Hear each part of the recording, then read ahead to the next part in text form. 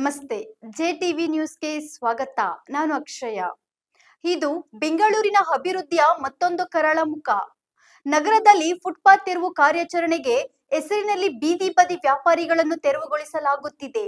ಆದರೆ ಇದೇ ನಗರದಲ್ಲಿ ಐಷಾರಾಮಿ ಕಟ್ಟಡಗಳ ನಿರ್ಮಾಣದ ಹೆಸರಿನಲ್ಲಿ ಫುಟ್ಪಾತ್ಗಳನ್ನು ಸಂಪೂರ್ಣ ಆಕ್ರಮಿಸಿಕೊಂಡಿರುವವರ ವಿರುದ್ಧ ಕ್ರಮ ಎಲ್ಲಿದೆ ಎಂಬ ಪ್ರಶ್ನೆ ಸಾರ್ವಜನಿಕರಲ್ಲಿ ಕೇಳಿಬರುತ್ತಿದೆ. ಹಾಗಾದರೆ ಪ್ರಶ್ನೆ ಒಂದೇ: ಕಾನೂನು ಬೀದಿ ಬದಿ ವ್ಯಾಪಾರಿಗಳಿಗೆ ಮಾತ್ರವೇ? ಫುಟ್ಪಾತ್ ನುಂಗಿ ಸಾರ್ವಜನಿಕರ ಹಕ್ಕನ್ನು ಕಸಿಯುವ ಅಕ್ರಮ ನಿರ್ಮಾಣಗಳ ವಿರುದ್ಧ ಕ್ರಮ ಯಾವಾಗ? ಈ ಕುರಿತು ಇಲ್ಲಿದೆ ನಮ್ಮ ವಿಶೇಷ ವರದಿ. ಬೆಂಗಳೂರಿನ ಫುಟ್ಪಾತ್ ಎಂದರೆ ಅದು ಪಾದಚಾರಿಗಳಿಗಾಗಿ ನಿರ್ಮಿಸಲಾದ ಸುರಕ್ಷಿತ ಮಾರ್ಗ. ಆದರೆ ಇಂದು ಅನೇಕ ಕಡೆಗಳಲ್ಲಿ ಈ ಮಾರ್ಗವೇ ಸಂಪೂರ್ಣವಾಗಿ ಮಾಯವಾಗುತ್ತಿದೆ.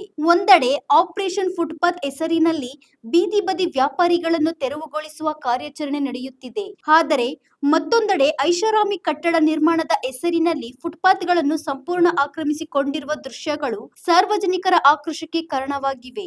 ವಿಶೇಷವಾಗಿ ಕುಮಾರಸ್ವಾಮಿ ಲೇಔಟ್ ಹಾಗೂ ಇಸ್ರೋ ಲೇಔಟ್ ಮುಖ್ಯ ರಸ್ತೆಯಲ್ಲಿ ಸಾರ್ವಜನಿಕರು ಫುಟ್ಪಾತ್ ಬದಲು ವಾಹನಗಳ ಮಧ್ಯೆ ಜೀವವನ್ನು ಪಣಕ್ಕಿಟ್ಟು ನಡೆಯಬೇಕಾದ ಪರಿಸ್ಥಿತಿ ನಿರ್ಮಾಣವಾಗಿದೆ. ಕಟ್ಟಡ ಕಾಮಗಾರಿ ನಡೆಯುವ ಸ್ಥಳಗಳಲ್ಲಿ ಪಾದಚಾರಿ ಮಾರ್ಗದ ಮೇಲೆಯೇ ತಾತ್ಕಾಲಿಕ ಶೆಡ್ಗಳು, ಕಾರ್ಮಿಕರ ವಾಸದ ಕೊಠಡಿಗಳು, ಶೌಚಾಲಯಗಳು ನಿರ್ಮಾಣವಾಗಿರುವುದಾಗಿ ಸ್ಥಳೀಯರು ಆರೋಪಿಸುತ್ತಿದ್ದಾರೆ. ಕೆಲವೆಡೆ ಕಲುಷಿತ ನೀರನ್ನು ಚರಂಡಿಗೆ ಹರಿಬಿಡಲಾಗುತ್ತಿದೆ ಎಂಬ ದೂರುಗಳು ಕೇಳಿಬರುತ್ತಿವೆ.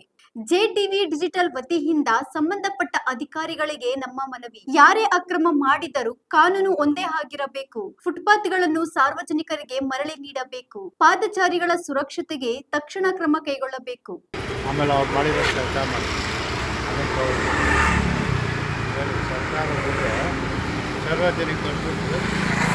ನೋಡಿ, ಸಾರ್ವಜನಿಕರ ತೆರಿಗೆ ಹಣದಲ್ಲಿ ಕಟ್ಟಿದಂಥ ಫುಟ್ಪಾತು ಇವತ್ತೇನಾಗಿದೆ ಅಂದರೆ ಬಿಲ್ಡಿಂಗ್ ಕಟ್ಟುವಂಥ ಮಾಲೀಕರ ಪಾಲಾಗಿದೆ. ನೋಡಿ, ನಮ್ಮ GBA ಎಷ್ಟು ಇದಾಗಿದೆ ಅಂತಂದರೆ ನೋಡಿ, ಫುಟ್ಪಾತ್ನೆಲ್ಲ ಹಾಳು ಮಾಡಿ ಫುಟ್ಪಾತ್ನ ಇದು ಮಾಡಿ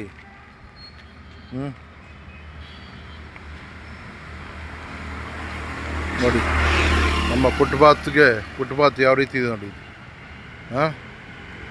ನೋಡಿ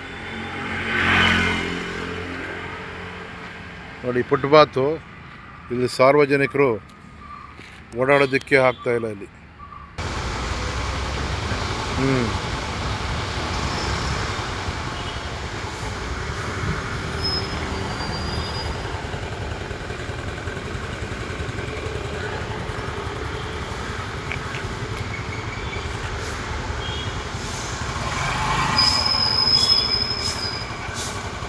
ಫುಟ್ಪಾತ್ನಲ್ಲಿ ಕಟ್ಕೊಂಡವ್ರ ಮನೆ ಅದು ತೋರ್ ಮಾಡಿ ಆ ಬಿಲ್ಡಿಂಗ್ ಕಟ್ತಾವ್ರೆ.